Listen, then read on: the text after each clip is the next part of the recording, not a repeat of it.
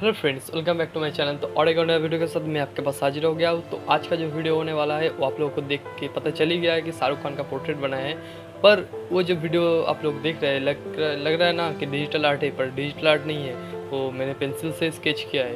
तो वीडियो को लास्ट तक जरूर देखना, वीडियो अच्छा होने वाला है। और अच्छा लगे तो लाइक कमेंट शेयर, और जो लोग मेरे चैनल पर नए हैं प्लीज़ सब्सक्राइब कर देना।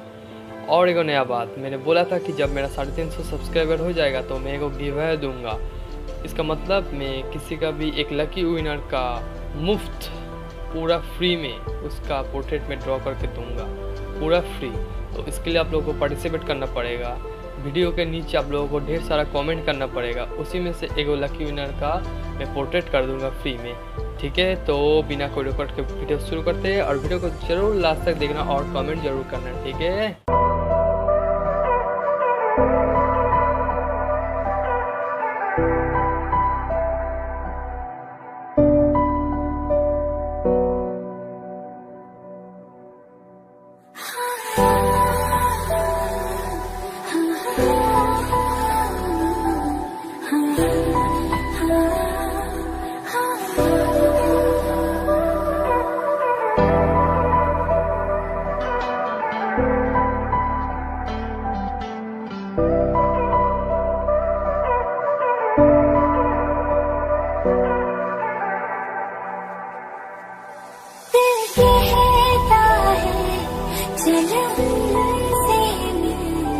उठते हैं कदम रुक जाते